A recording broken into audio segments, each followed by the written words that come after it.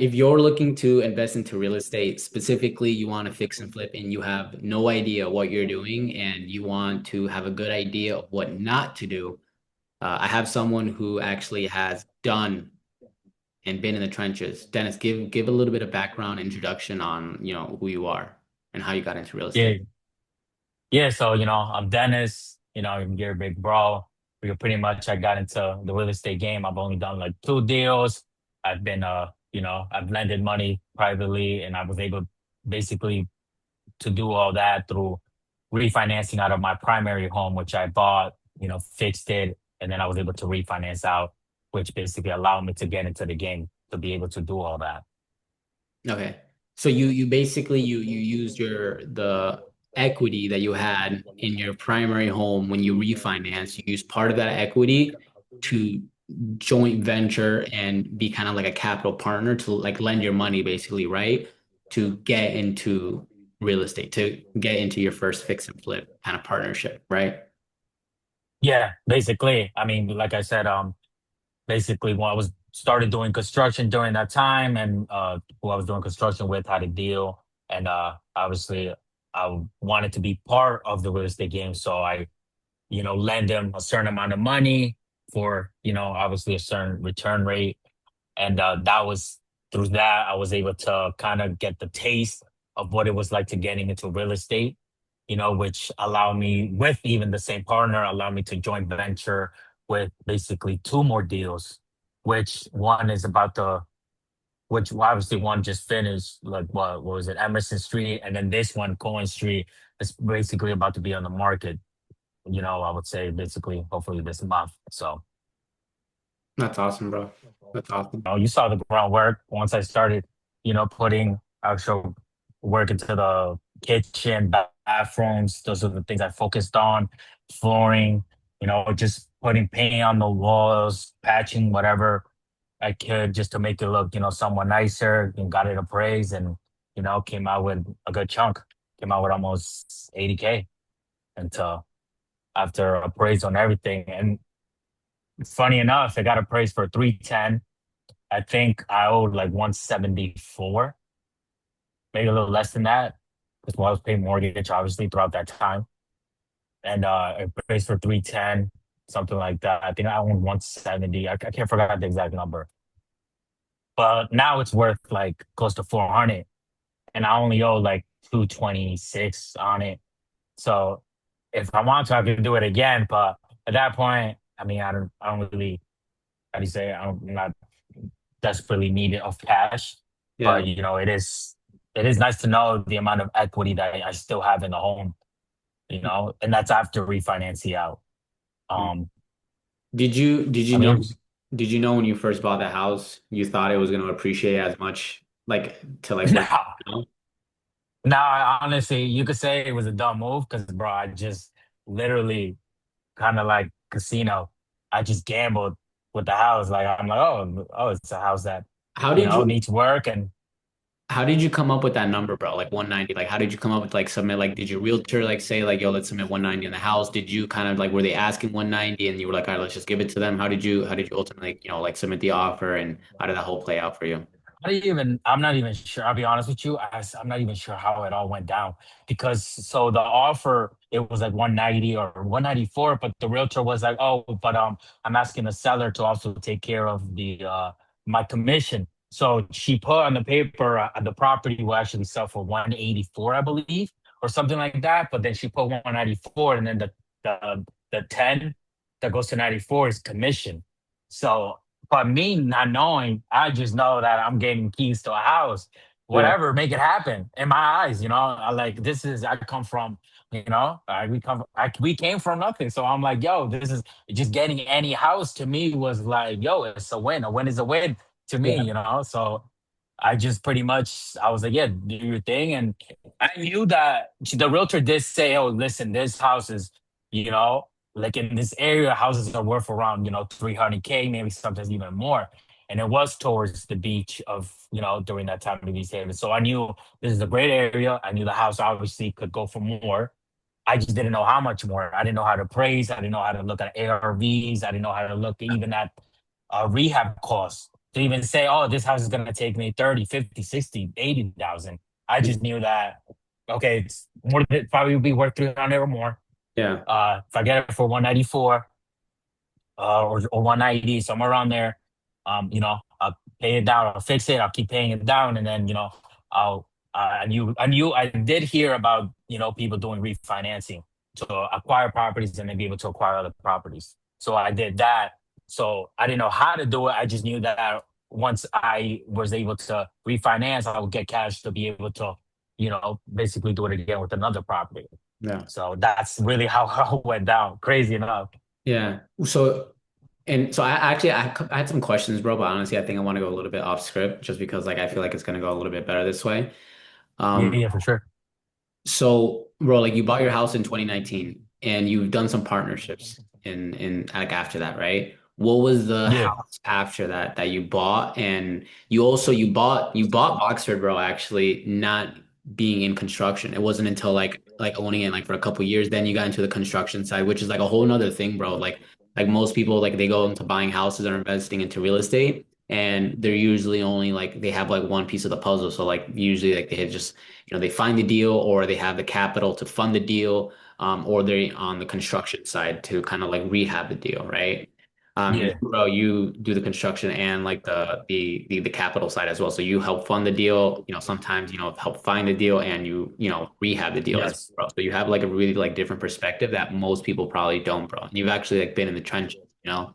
So Yeah. what was the house that you bought after that that you partnered up with, and what did you kind of learn on that one from your experience from Boxford Street? Like everything, like because you bought Boxford not knowing ARV, not knowing like Yeah. construction Oh, costing, yeah. holding costs. So like your next, like you use the funds, right? You refinanced out, you use the funds to your next, partnership, your next Yep. joint venture. What was that process like compared to buying Boxford? What did you learn, bro? Oh, yeah, that was a completely different process. But I was already aware of how to, do that process through, like I said, I got into construction as, foreman type, project manager, salesman type.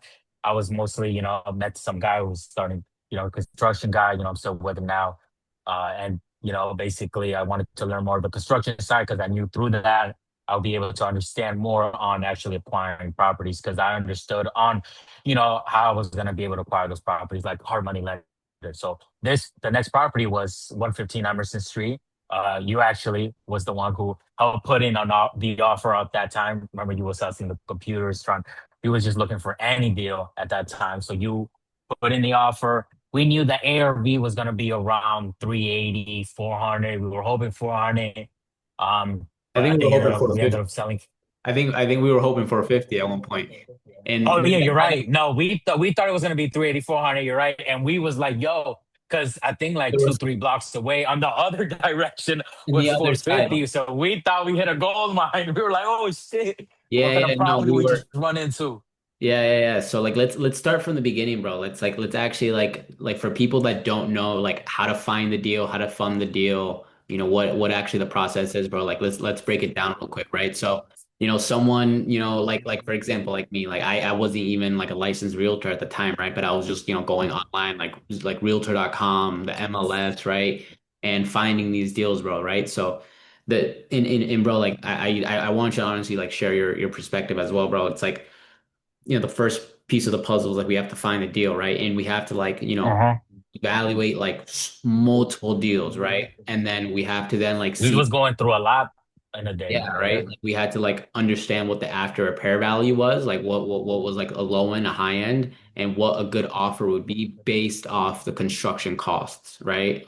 And holding costs as well. Because that's probably the biggest factor, right? I feel like a lot of investors they don't take that into account. You know what I mean? Like Of course. they think that, What oh, they're just gonna fix it, like, rehab it all in one month. And what happens when the town like comes and like they put like a stop work order because you didn't pull any permits and things like that. And it's just like they don't account for those delays, right? Like the inspectors delays, holding closing the costs, permit, like all those things are like in play. reimbursements, when you have Reimbursement, to wait for the reimbursement, right? it's just so much that goes into it. Right. So before we like get too deep, like let's break it down, right? We find the deal, right? And we Yeah. like underwrite the deal. And then we have to actually go and submit the offer, right? when what we were kind of like doing, right? Or like what in most seasoned investors, right? What they're actually doing because they know their numbers is a lot of times they're submitting blind offers, right? Yeah, Um, and a we lot were of like, submitting a lot of blind offers yeah, for right, sure. But we had the upper hand because we knew the construction part. right, right, So right, just by pictures, I was able to tell, oh, this right, is somewhere between 50 to 60. right. So we kind of had the upper hand in knowing the construction part. We didn't have to call a contractor to say, or even ask to say, hey, how much would it be to fix this or renovate kitchen or bathroom, whatever. We already knew that in the back of our minds. Right, right. So for people that like for probably they don't know, right? They have to hire a Right. contractor. Like you guys, like obviously like any or not just you, but any contractor in general, like they could do it for like a much lower cost, like an at cost almost, right? Because they can use like their own in-house crew members to like renovate the property, right? So for people that like maybe they are contractors, maybe they aren't contractors, right? A lot of newer investors though, bro, they're scared to submit blind offers, right? Like they're Yeah, scared because of they course. signing a contract, like they feel like, by signing that contract, submitting that blind offer without, taking a look at it, that it's, an absolute no-no. And like it's definitely risky, you know what I mean? Like don't get me wrong, like how many houses like 100%. and like we were like, yo, like this looks like a steal. And then we go in and then there's like a crack in the foundation the size like you can put your arm through. You know what I mean? So it's like Yeah. it's super important to walk the properties 100%, like get eyes on the properties. Yeah. But I think a lot of times, like especially when like inventory is so low, like in Connecticut, like you have to submit as many offers as possible because it is a You number. have to. Like you gotta like Yeah. turn over as many rocks and then hopefully like something, you find something under that rock. Competition is So, crazy. Yeah, you have to. exactly. And like for like a newer investor, maybe, right, bro? Like what would you say to someone who's like scared of submitting like a blind offer? And even though like like that agent still has to come back to us, it's probably gonna get like, countered. We have to negotiate certain things, right? It's not like, you submit a blind offer and it's gonna get accepted like that, right? Like there's usually like a little bit of like negotiation. There's a little bit like Yep. usually the agent asks like, have you seen the property? You actually have to go and like physically like tour the property before they, accept your offer, right? But I feel like blind offers are a little bit more common now than they used to be. And Yeah, a so lot more. for those newer investors, bro, like what would you say, or to yourself, like because you submitted your first blind offers too, you were probably like a little bit nervous, like you were probably excited, like, oh, Oh, hope 100%. like what would you say to someone, bro, like just starting out, like, and they're trying to like submit offers or scared, hesitant? I mean, you have to submit the offer. So you can't be saying, "Oh man, am I going too low? Am I going too high or nothing?" You're gonna have to go low if you're starting out honestly anew, just because you don't want to start too high, make it competitive, and then go low. But you also don't want to go too low.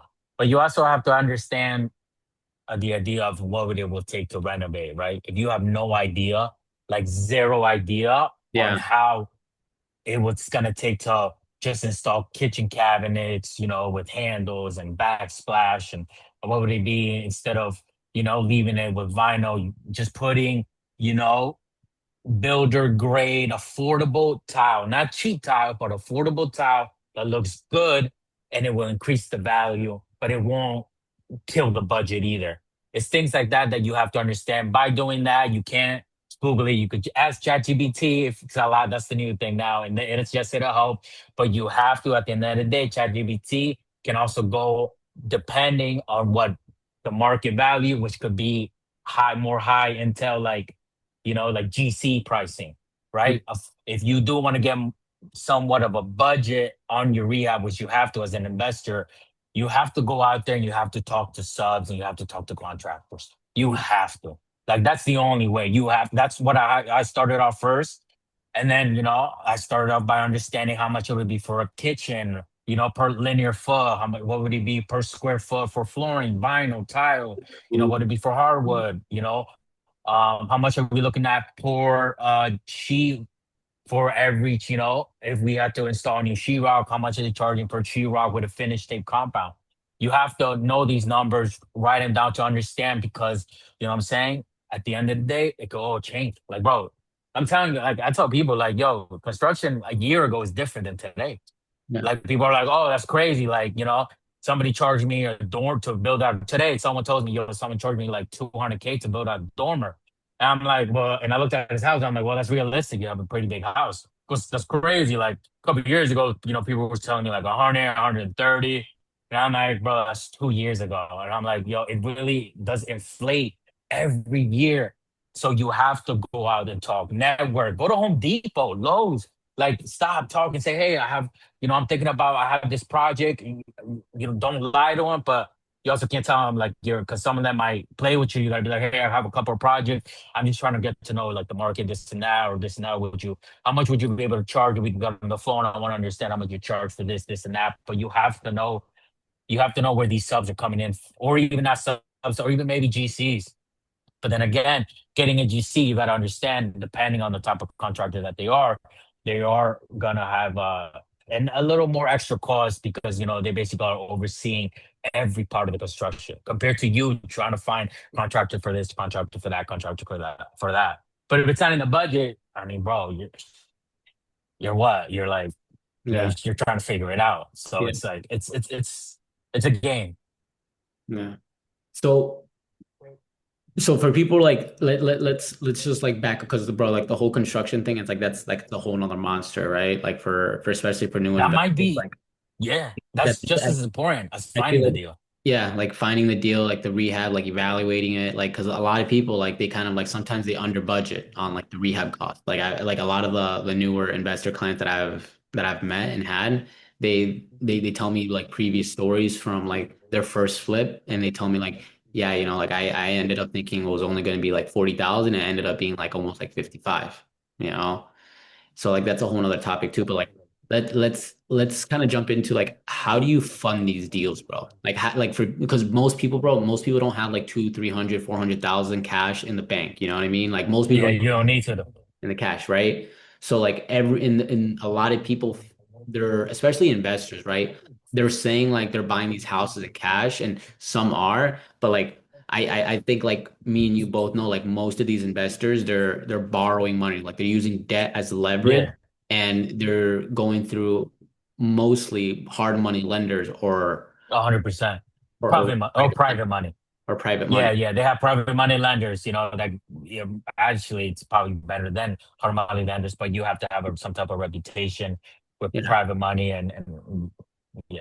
Yeah. So for you, bro, like you've purchased, Emerson, you purchased that fix and flip, bro, through a hard money loan, right? What is like the usual or what is the normal terms for like most newer investors, bro, that are like looking to get a fix and flip and they want to use a hard money loan because they don't have the cash? I mean, you don't need the full cash of the actual property or even to construct it because any hard money lender will give you, basically the funds to buy the property and also rehab the property. They include it all basically in the loan.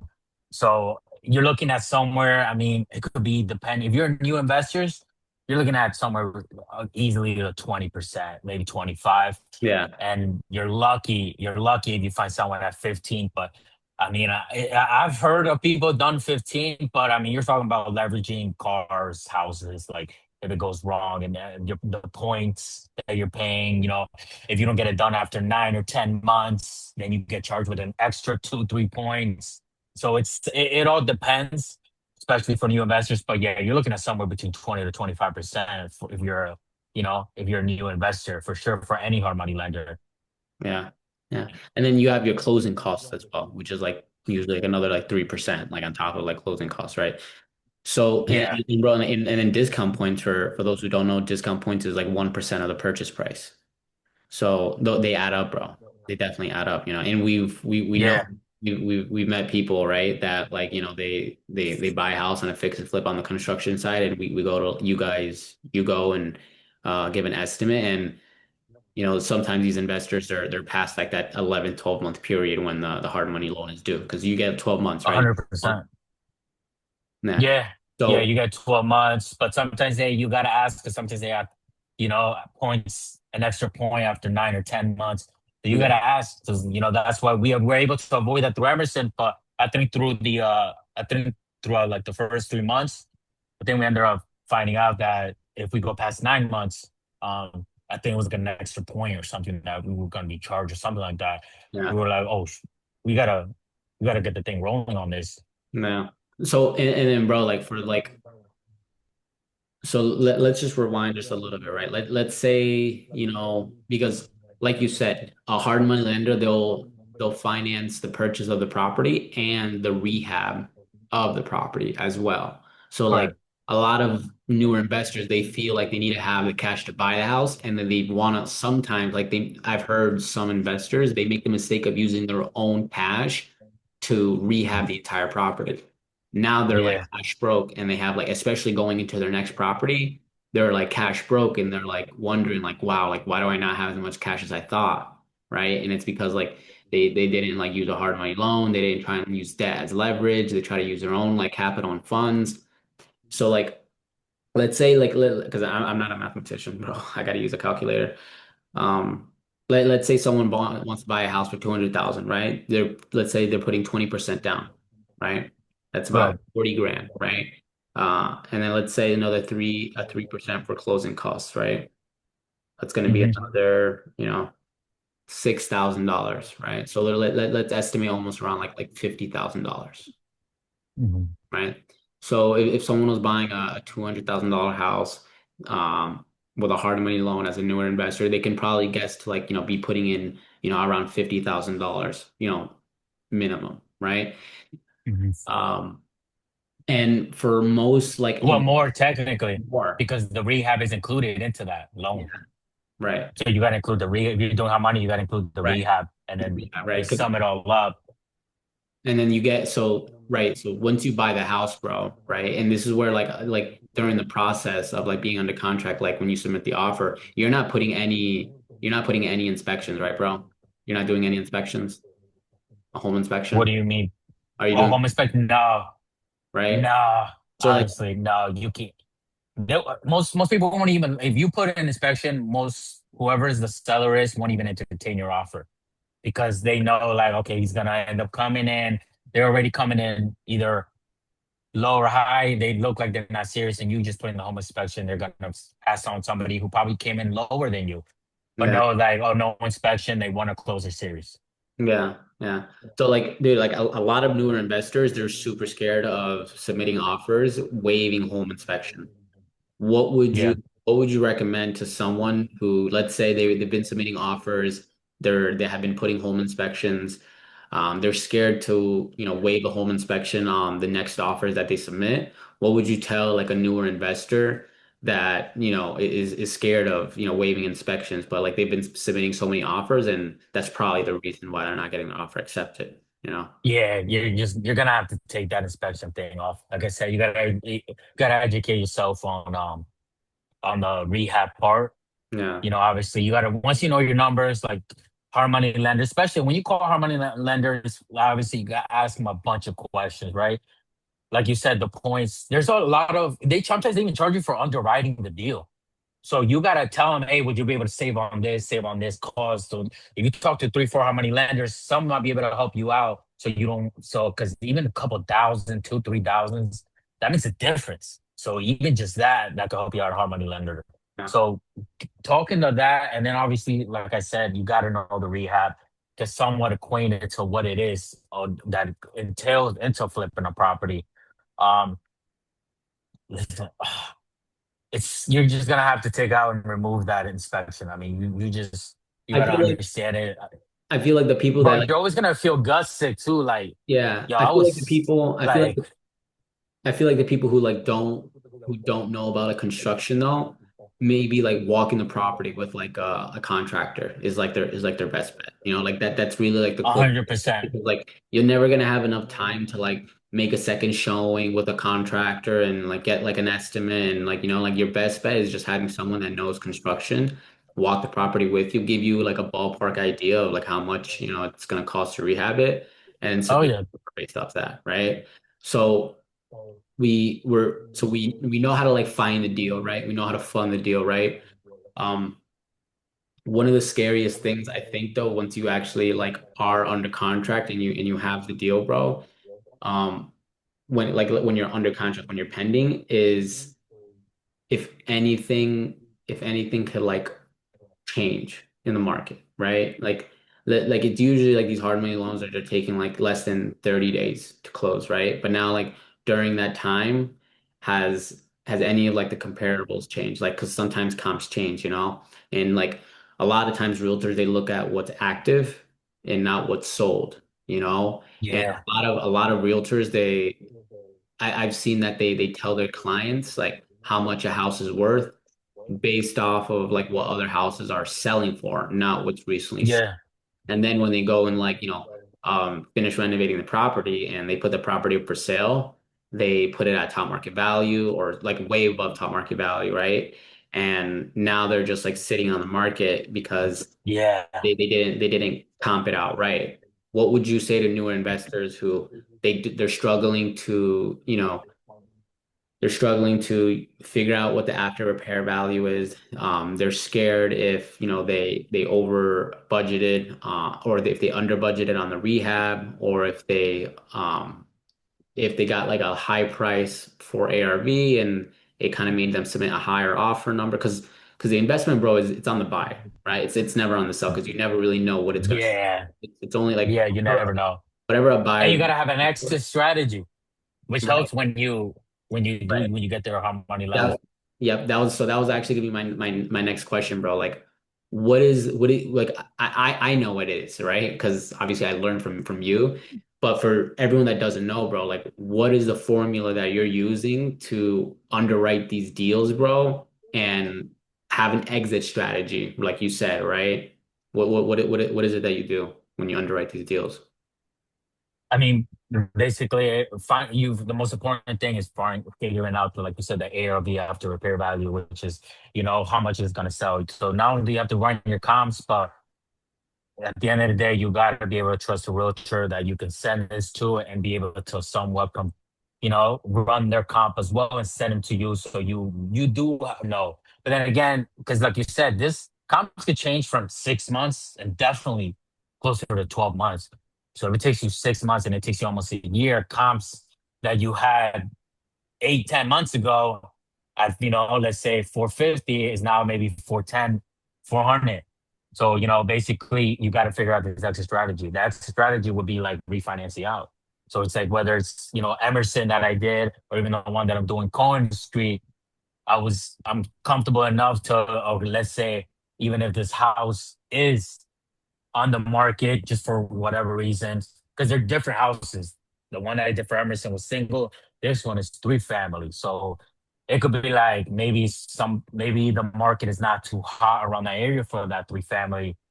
So maybe it sits a little longer, which if it does, then I know that after the repair value, I take out the construction loan. I do times 0.70%, which is like a formula. It's standard. I mean, I learned this like what, So four more let's years ago. yeah, let's kind of like break this formula down a little bit. This is like honestly like the most important part, right? So like let's say you find a house and they're asking, 200,000, right? And the after repair value, let's say it's like 400,000, right? Uh, Yeah. because most people like they who aren't in like in real estate or they don't invest in real Yeah. estate, they think you buy a house for 200, you put like, $50,000 worth of work into it and like you make like 150 grand profit, right? Like Yeah. that's not at all how it works, bro, right? Like Yeah. I wish. so it's like Yeah, of course. right. So like for the people that like they don't know like how to underwrite a deal, like how to submit the offer, that formula, right? 70 to 75% like rule, right? So let's kind Yeah. of break that down, right? Like let's say the after repair value is 400,000, right? They're Right. asking 200, right? And we want to like then multiply 400,000 by 75%, right? Which Right. 75. I mean, it all depends on what is your or deal. It could be 75 80%. It could or be 70. 85%, depending. It Yeah. could be 70. But It for depends on what is your idea. yeah, but for I for what for I stick to, and obviously because it includes all the costs, holding costs, which you have to pay, the right. monthly. People forget that you got to pay the loan every month, which is like anywhere between 2 to 3 grand every month that you got to pay the loan while you're fixing this house. So you got to all those costs gets included, taxes get included, um, Right. Utilities. I Yep. mean, utilities, everything. So basically, you So have to, you know. let's just say we're going from 70% to just like have like that 20% margin because like you said, bro, like Right. that's not all profit anyway. You know what I mean? No, no, That no. so that gives you $280,000. 70% of Right. 400,000, $280,000. Now we still have to account for the rehab, right? Let's say the The rehab rehab. like, let's say it was like $50,000, right? Yeah. Okay. So how That much gives is us that? Let me that see. gives us 230. That gives us 230, 230. Okay. right? So 230 is like the max available offer that Yeah. you could submit on a house like that, right? Yeah. And Of if they were course. asking 200,000, I mean, like the problem with like on market properties too is that like everything kind of turns into like a bidding war, you know? Yeah. I mean, And it's and always and gonna and, be a bit of and war. I feel like the beginning of our conversation, I feel like that's why it's like so important to just like submit as many offers as possible. Like even though they're blind offers, like most of them aren't going to get You have accepted to. anyway. No. And you just want to see like what it's kind of like fishing. You want to see what bites, because you're going to throw that line out there a whole bunch of times, but not every time you're going to reel a fish in. So like I feel like more investors they just have to be a little more aggressive, right? They probably lack the knowledge of like how to even fund these deals, right? And they also like don't even they might lack the knowledge of how to underwrite a deal, like how to submit the offer, like what is a good offer price actually, like what is the most I can offer on this house, right? And how much money am I going to be really walking away with when it's all said and done, right? I think that's the biggest part too, right? Because truly you never know what it's gonna sell for. Like we thought Emerson was gonna sell for 450 at one point, because we were looking. Yeah. Let's break that part down too, right? And then the Yeah. rehab Yeah. the rehab ended up being like really low, but that was because you work in construction, bro. But like let's say Yeah. like, for like Yeah. So we were able to get it down. yeah, exactly. But like for like most like let's say investors who aren't like contractors, right? Or they don't have a construction company, they have to pay a contractor to do it. Most of the time in flips, bro, there's unexpected surprises. Like just a whole bunch of little shit that always like just like, springs A up. It's hundred like the percent. second you open up a wall, there's like, oh man, like the freaking insulation is shot, you know what I mean? Or this pipe is like cracked, you know what I mean? Or, it's always like something that pops up, you know what I mean? Like Yeah. Remember the sewage backed up on Emerson? the sewage backed up. And we Exactly. literally, yo, that shit was crazy. I was tight. There was toilet paper everywhere over the basement, clean it up. We had to change basically almost all the piping going towards the basement. We had to completely change it. Yeah. Literally. Yeah. And so for like all those little things, like they add up, you know what I mean? So like these unexpected surprises, like I've heard sometimes like people say like you want to budget like an extra like 5 to 10% just in case for unexpected. Yeah, you do.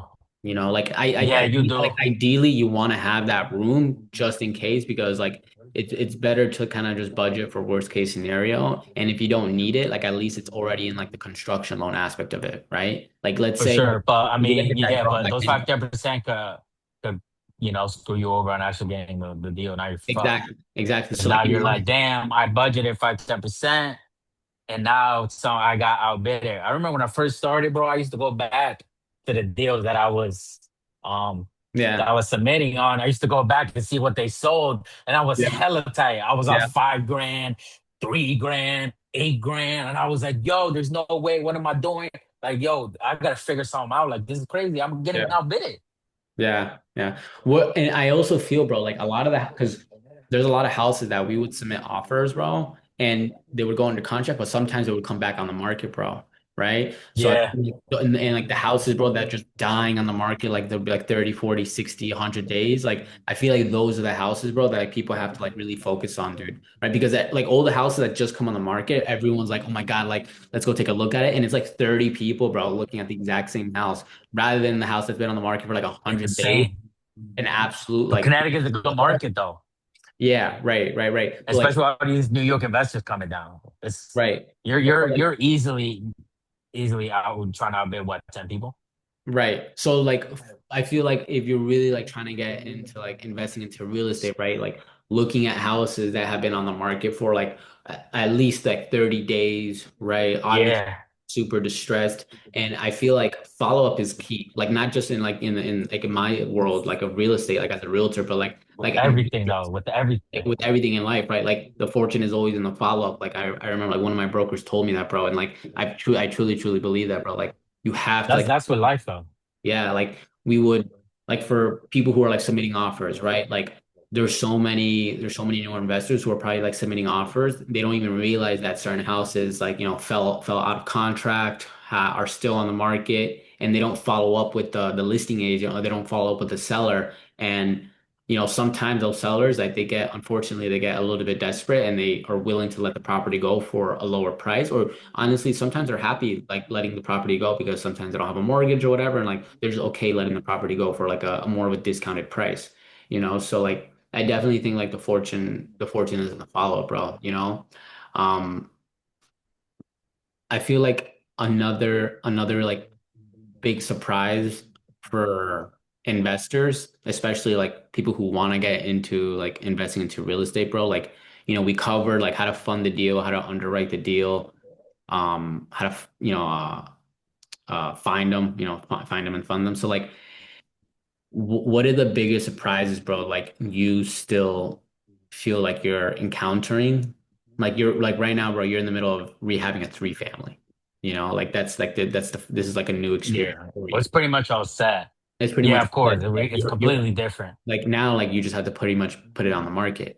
What Yeah. This is a new experience for you. You flipped a single family. Now you flipped like this a three family, not even a two family, a three family. Like you had to go. It's been a process, right, bro? Like you had to go through permits and demo. Like, bro, like walk someone through, bro, because like completely renovating a single family is completely different from renovating a three family. Yeah, completely different, You bro. have like multiple units with like different like mechanical systems and things like that. Walk someone through, bro. Like, you did a full demo, bro. You know what I mean? Like walk someone through like the Well, whole. this whole thing was gutted when we got it. Yeah, It exactly. The was whole thing funny. absolutely gutted to the studs, right, dude? So like walk someone through, bro. Like let's say I have no idea, about investing into real estate, right? And I'm walking inside of a three-family house and it's a completely gutted, and I'm like shit scared, obviously, because I've never done a project like this before, bro. You know what I mean? Like maybe I've only like, joint ventured on one deal, maybe I've never done it. I'm looking at this completely gutted three-family house, bro. What is something that you would tell, yourself, let's say, for example, or me, like if they were just getting into it on their first, like, three-family deal, like what can you expect to prepare yourself for, bro? And what do you feel like you Yeah, would? so I mean, we knew what obviously we did construction. So when I partnered up that house with Fagan, we knew what because we both obviously did a construction part, and Fagan obviously owned the construction company. So we knew what we were getting ourselves into. We knew that this was a full demo. We would have to get electrical, plumbing permit, building permit. We have to do fire safety, which means we have to insulate all floors, all walls. We have to fire rate all ceilings, all exterior walls. Um, Downstairs, it's fire rate the basement, mechanical room. Everything had to get what this property basically taught me was that you can also have issues running with the town. Now, I don't want to sit here and talk about the town, but I understood the town's perspective because this house was vacant for years through a fire that happened years ago. So they're like, yo, the next owner who's coming in here, it's obviously going to try to make a profit, rent it out. They're going to make a killing. So they was so like, bro, they was like, I don't even know how to explain it, but they was on it. Like every little thing they did that we didn't have to do with other towns. And other towns are like, yo, in the basement, I just need, uh an egress exit here, an egress exit in the bedroom, and egress exit out here.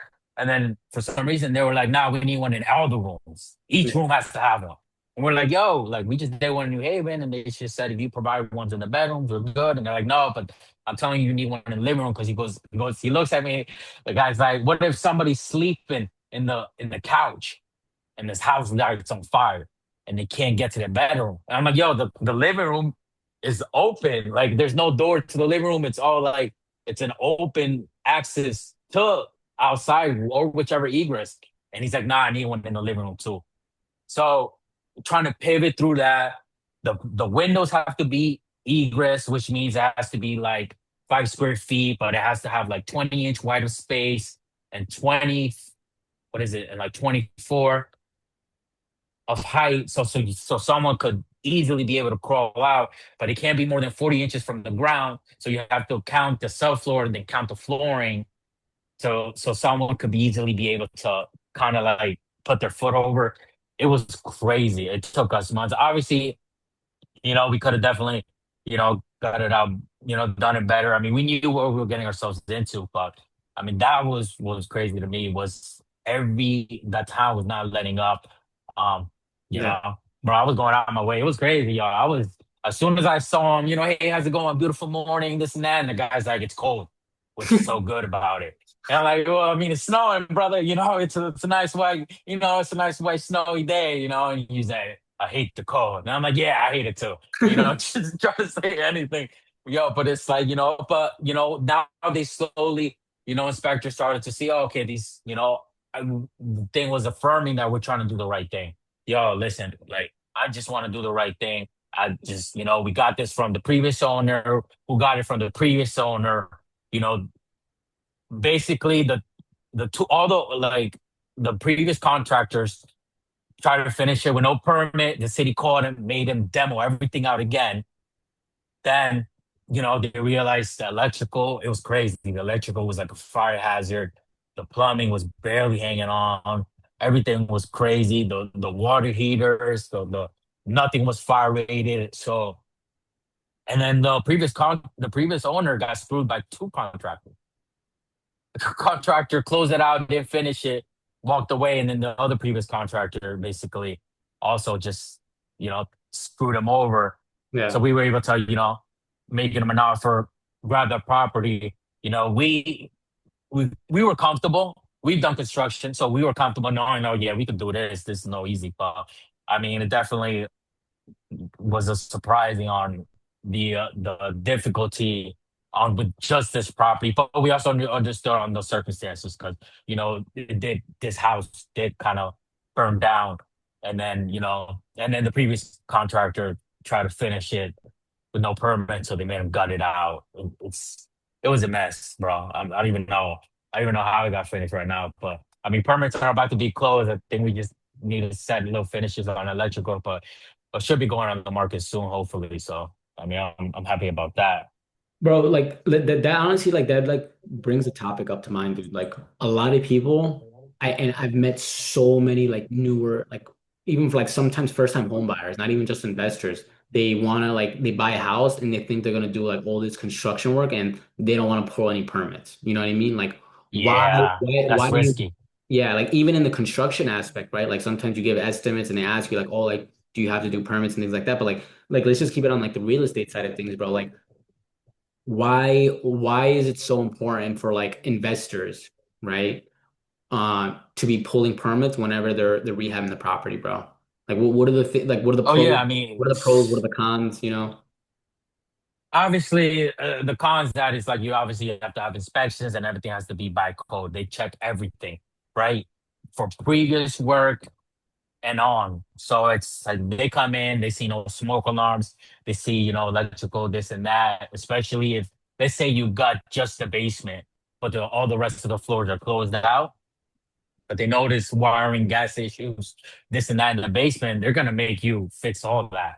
They're like, we're here, we see it, you gotta fix all this, you gotta open a permit, you gotta do all this. Depending if it's a single family, obviously it's different, right? Because you don't have to fire rate.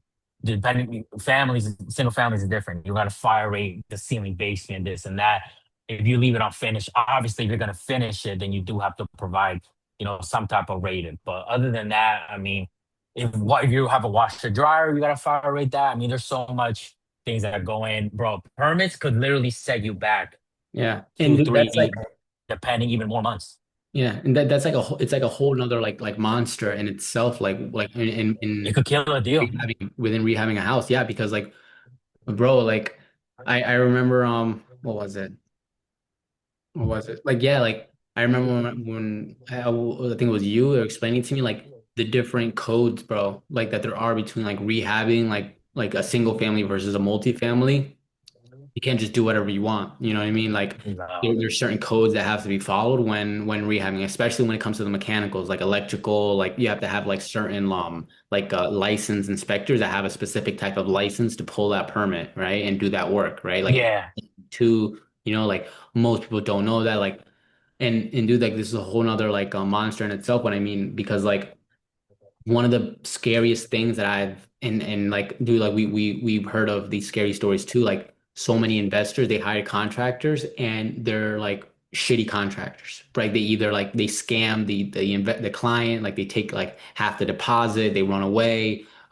They do like hack work, right? And like they screw over the investor, dude. Like how what would you say to someone, dude? Because like dude, like you've been in the trenches, like, and we know like how there's like some really like scammy people out there, bro. You know what I mean? Like Yeah. It's would you sad, bro. It's crazy.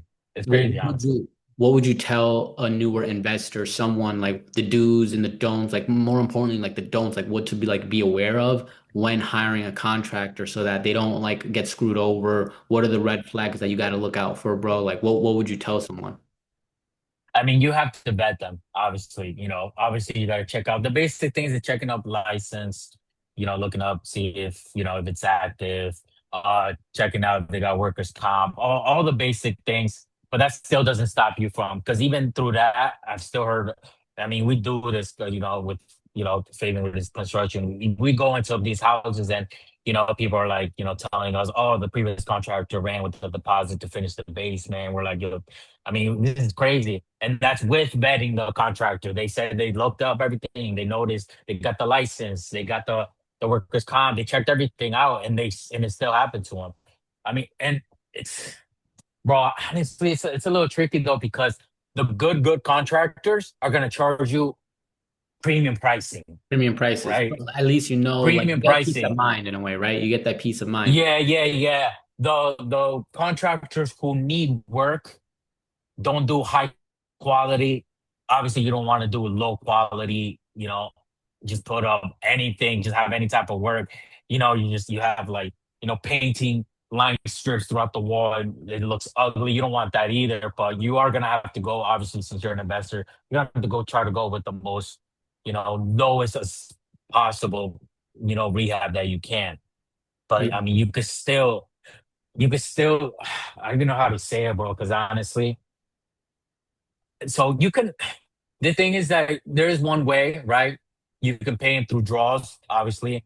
Like, hey, if it's 60,000, say, hey, I'll give you 10,000 to demo this and that, right? I'll give you another 10,000 once you start this and that, and this and that. You could do certain draws, but a lot of the Yeah. contractors, unfortunately, will be like, I'm not dealing with that.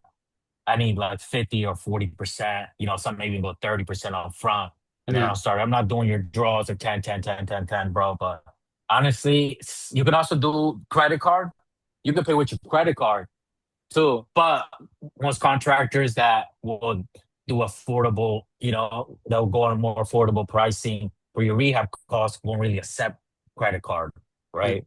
This you're looking down more for like a GC closer to, high premium, somewhat of a, pricing, which they charge. Because contractors, GCs, people have this thinking that GCs charge, which there are some out there, charge between 20-30% upcharge, right? So if it takes them like 30K to, fix up your hose, they'll just charge you 20-30% for, upcharge. But bro, a lot of them are charging 50% and up. So some of them even 80, some are even upcharging you 100%. So if it takes them 40K, they're going to charge you somewhere near to 80. Maybe they'll drop down to 70, something like that. But I mean, it's hard to try to find a contractor to do Yeah. that. But honestly, you just have to keep look at their reviews. If they're on Google, look up their name on Facebook, bro. See if anybody just go throughout their profiles. Look up to see if anybody said anything about them. Um, Obviously, check out their reviews. A lot of people do, you might find somebody that does a review, says, hey, this guy never came back and finished my job. I still see that to this day with some contractors, but a lot of people don't know that I can go Google their name and then see a review, or look up their name on Facebook or social media and then see, oh, somebody commented saying, oh, this guy screwed me over on this property, or this guy took my deposit. But you can just try to do as much. research as you can, background checks on the company. But unfortunately, the best companies, bro, they're gonna be so out of your budget. You're gonna have to go to the close to the lower tiers company, Yeah. or like I said, you're gonna have to find subs. You're gonna have to get your hands dirty. You're gonna say, yo, I gotta find out subs, this and that. You're gonna have to put in that groundwork yourself. But if you wanna, not deal with all that because you still are a new investor trying to figure it out, you're gonna have to go more towards on the GC side because they take care of that. But it is comes with a risk because a lot of people lose like that. It's Right. sad, bro. Honestly. Honestly, I feel like a couple like key takeaways like someone could take away from this, and honestly, like from what I'm taking away from this too, bro, is that like when like especially like not just like newer investors, but like seasoned investors, like it's not like a one man show. Like you need to have team member, like people around you, like your lender, right, to get you like the best terms for your hard money loan, right? Your attorney, right? You want to make sure that he's handling everything, properly for like the closing, like he's on top of make sure like there's no like Yeah, closing. anything that like you're not aware of. Forming an LLC, Right. closing, or if you don't already have one, if you're gonna partner up, forming an LLC with your partner. I mean, it's a lot trying to navigate through that. Right. You got to make sure also that you have a Making partner sure. that you can do this trust with. That you can partner up with. But it's a lot to it. But I mean, you're always. Yeah, I like mean, the bro, even with contractor, like having the right yeah, bro, like, having the right, yeah, it's a, exactly. it's a team effort, you know what I mean? Like in a perfect world, like you would want to have like your friend be like a GC or someone like that. Or like, if you have a couple subs that are like your friends that do like interior work or exterior work, like you want to like kind of start there because it's I think it's better to like go with people that you can already kind of trust. You know what I mean? 100%, You bro. actually know Yeah, the go on your own Facebook posts. yeah, You'd exactly. be surprised how many people, you didn't even know did drywall. You're like, Yeah. oh, hey man, I got, and it's like, but you gotta vet them before you Yeah. get the property. Don't just start submitting and then once you get the property, start calling. Because I've seen people do that. Oh, I just bought this property, and then now they're calling us to try to figure out how much it's gonna be, and they already purchased it. And I'm like, damn. And they're like, oh, and then we send them, basically the proposal on how much it's going to be to fix this. Obviously, we're taking care of everything, permit sets, they don't got to deal with nothing, but obviously that comes with a price, with an upcharge. So now they're like, oh, can you come down? We're charging them 80. Can you come down 50? 50?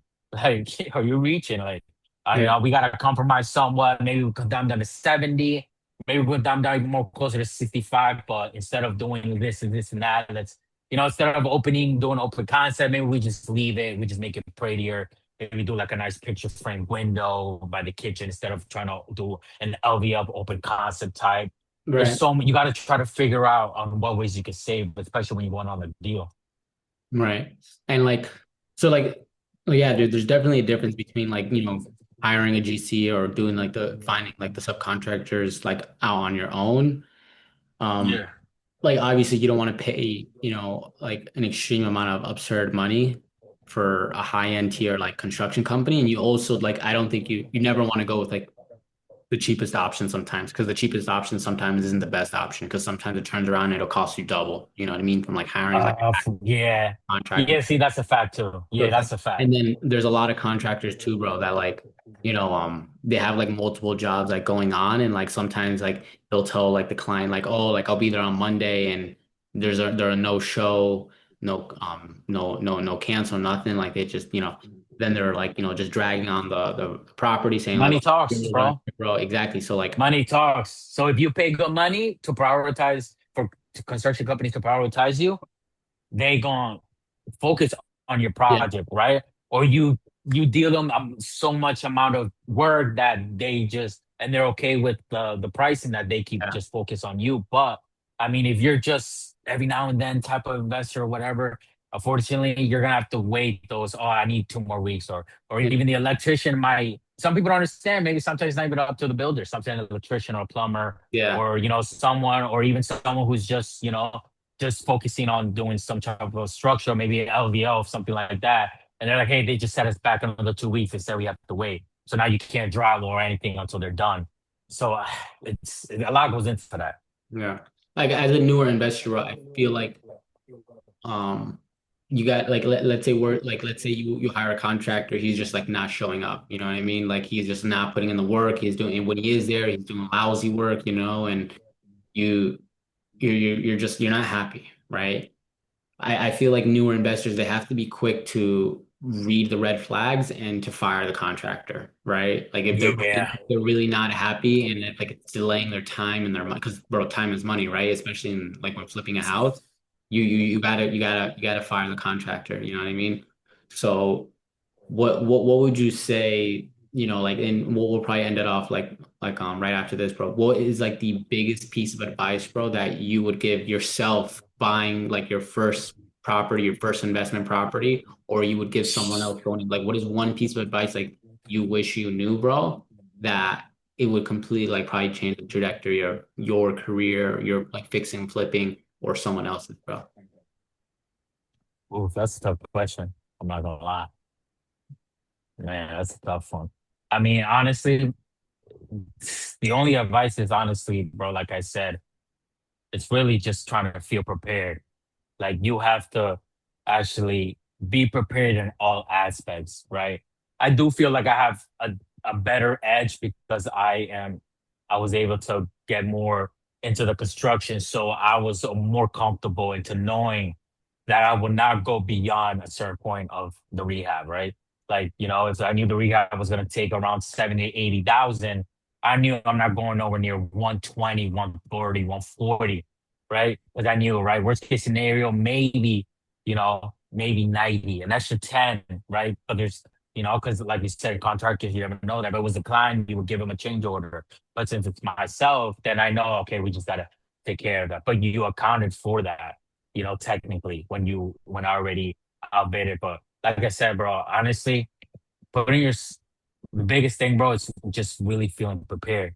Like before I even started this, or even did my first deal, or even I met Fabian and got into the construction, I was working a regular 9 to 5 at Yale, literally. But every day at Yale, every day, like I was literally going to the locker room, sitting in the own locker, and and maybe people will remember, maybe see this and say, "Yo, I remember that." Be with a notebook and just writing everything down, talking, understanding how to underwrite this deal, talking to different types of hard money lenders, trying to see if I can network maybe with a private money lender, with another investor, um, even understanding the rehabs, walking around with construction workers, right? Talking to realtors, right? Trying to go to networking events, trying to join lives and, in real estate, how you say those programs that you see on Instagram, and you join live, bro. Like you might even meet somebody there. I met a lot of people, a few amount of people during that time there that was able to get feedback from on what are you seeing here? What are you seeing? Understanding the market. That's big too, right? Understanding in your formula, ARV, what are you comfortable with, right? Are you okay? Depending on your circumstances. Maybe you have an uncle who got money, and maybe you have another uncle who does construction. So maybe you're like, oh, I could easily do this because my uncle got money, and then my other uncle or my father knows how to do construction. So it's like it's really feeling prepared. I was so prepared, bro. I just put it in the work. I was like, I knew I'm just gonna jump into the deal, whatever it was, right? I bid it out myself in so many deals in the beginning when I was with Pablo, before you got here. But he was telling me too, bro, you're outbidding yourself, and it was because I was trying to be. I want to say, yeah, I would say I was a little scared because I didn't want to go over budget. Really So, concerned. he was, yeah, bro, because he was telling me, yo, offer 250, and I was like, nah, nah, 230. It was, yo, let's go back up to at least to 240, and then, it was sold for like closer to 248. And the numbers was still to work for me, but it was just that hesitation Yeah. of like, do I want to do this? But like I said, I was able to network, talk to people. I was able to meet certain people, get into construction, and then now I'm comfortable to where it's like, I've even doing big projects like the Emerson, which was technically almost a full gut. And then now, three Cohen Street, which is another three-family full gut. And I partnered up with both with the same person too. So understanding even the partnership that you're getting into, talking through all that, what that person brings, what do I bring to the table, so we can, get this, project going along in a smooth way, you know. But and now I'm comfortable to even now take more risks, right? Now I'm looking for the deals where I'm comfortable enough where I'm looking at deals, bro, that are give me the house that has structural issues that people are like, oof, this looks like it's scary. I'm like, oh, I know a guy that could fix his foundation and the beams in his house for like, no more than 10K. People are like getting quoted like 25, 30K. And I'm like, nah, I know somebody that could do it for like, no more than 10, 15K, to fix the structural issues, because everything could be repaired and fixed, even with permits, even with permits. So it's like that having that confidence. But even still to this day, I still feel like ugh, every time, like I put an offer on a house, or I'm even thinking about reinvesting my money because you never know, anything can go wrong, right? You know, like we've been, I've done, in the construction game, I've done work where it's like, people have came in, and broken in and stolen a lot of materials. And now, me and Fabian are like, damn, they just took 10K worth of materials and this and that. Now that has to come out of our pocket.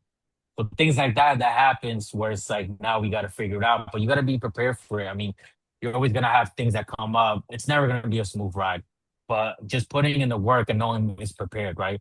And at the end of the day, even if the deal doesn't go as smooth as you wanted to, you can always make a million excuses as to why it could have gotten better. You could point fingers at either the sub, yourselves, your partner, or the inspectors. You could always put in a million pointing fingers. At the end of the day, I'm not going to make any excuses. We're not going to make any excuses. We're just going to, put our head up and then going on to the next one. Because at the end of the day, this is just all, don't get it twisted. This is just all opportunities, right? A lot of people don't get it. They don't understand. But you have to put yourself in a position where, bro, you're just prepared. Like your mentally, bro, you got to be prepared for it and understand it. And you got to not be ready to fail. Don't go in there like I'm ready to fail, but go in there as like, I don't care if I fail. Because that failing is a new opportunity, right? Seeing how, I even, even though I did those two, there was deals that I was part of where I was just like private money.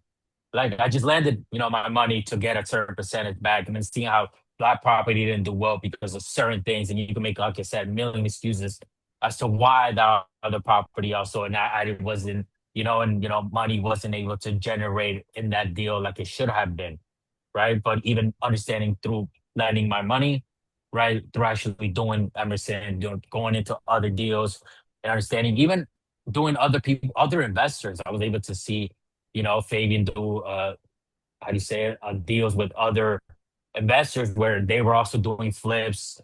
They also did a two family with permits. So having been able to get my foot in there and see that shit, bro, like, yo, that shit changed the game for me because it's like, oh, now I know what to look out for, what to see, what to do that. At the end of the day, you're only gonna do that, bro, by actually putting your feet in the water. Like you gotta say, oh, I'm actually gonna do it. Because you can't be like, oh, you can't take a full bag. You can't. Unfortunately, you might not ever find or get a deal trying to be conservative. You're not. Unfortunately, you might just always get outbidded because there are a lot of people out here, and I noticed a lot of people that are doing it more, better, bigger, faster, and I'm saying stronger deals than I am, right? But it's just like me still like understanding like what am I comfortable with? Where can I find my niche in this real estate, right? Some people find like, properties where you only do like lipstick renovation, right? Just paint the walls, remove the carpet, do nice vinyl flooring, little things like that. Some people do, higher, right? Now I'm focused, now where I'm thinking of focusing, bro, is like, give me where a lot of people don't want to do that I'm comfortable doing. What was that? The ones with the issues of either foundation or structural, because I know what goes into that, right? And I know a lot of people are gonna walk into that property, be weary. Oof, the roof is caving in. Oof, the foundation it looks like it's sag. The floor looks like it's sagging. Foundation is caving in. What can we do? I already know it has to be reinforced with concrete. I know how it should be, right? I have the subs to understand that. And then the framing is the same thing, and that could all be done with permits. But bro, I got here by actually just putting my foot and feeling comfortable. Yeah. Honestly, that's the Good. only thing I would say. Is really just being prepared for it and understanding all aspects before you actually jump into the game. And that's by actually getting in the game. By I mean, not actually already trying to buy out and find a deal, but talking.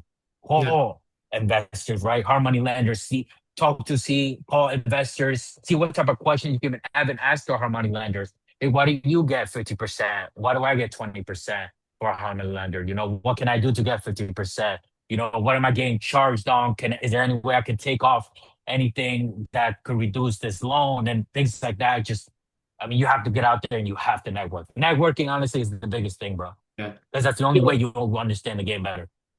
I feel like the biggest takeaway um is that like you have to definitely like just you can't be scared, but like more importantly, you have to like educate yourself. You know what I mean? Like Yeah, you you have have to. you have to network, like you said, you have to network with people, you have to educate yourself.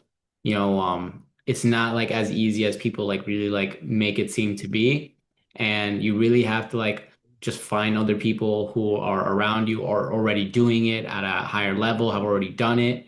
And there it's okay for like unexpected mistakes to come up. You just have to find ways to just keep pushing through. And it's like you said, like you have to have like that mindset going into it that like, certain things are probably not going to go your way, but like, it's all lessons that you learn, and you just No have to lessons. through, you know what I mean? Because like, Yeah, find people who have done it already, right? That's what exactly, I did. I exactly. found Fabian who already did some deals in his belt, so he understood the process, which made it obviously, even though it's always gonna be scary, like you're never gonna take that feeling out your gut.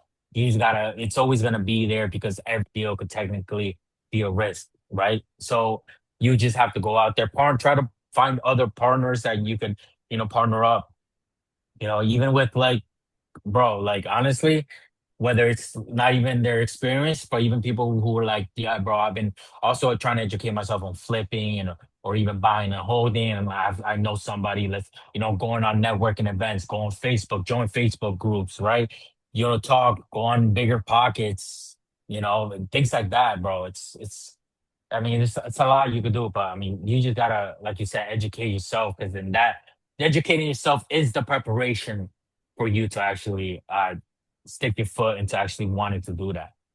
Yeah. Because I'm still technically a newbie, I'm not someone who has done 10, 20 deals yet, but but through, like I said, taking a leap of faith, quitting my 9 to 5 to go do construction, right? Not making the money that I was making, but I knew that through this, I would be able to make more because not only was I learning, but I knew where I wanted to get to.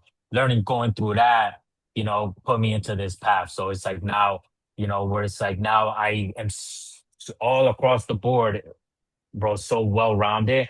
I'm, I understand how to underwrite the deal, right? I understand the rehab, obviously, as good as, or even better than most people because I am in the construction part, right? Sales, right? I can do sales, the project managing part, the permit process. I understand all that. So it's bro, like you said, but it's just educating yourself, honestly.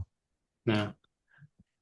So, I mean, bro, this has been like, I think this is like awesome, man. Honestly, I feel like people are really gonna get a lot of value out of this, bro, because like I said, like in the beginning, bro, like a lot of people really like they jump into like real estate thinking like they're gonna find that house for 200 grand, put 50 into it, and then make like, sell it for, 350, make 100K, profit split, So, so yeah, dude, Dennis, I know you're busy, bro. I appreciate you, bro. Thank you so much for hopping on. No, you good, bro. I'm You dropping good. videos like this You my every bro, bro. You my bro, bro. I'm dropping videos like this every week, guys. So don't forget to like, comment, and subscribe. I appreciate you guys, and I'll see you on the next one.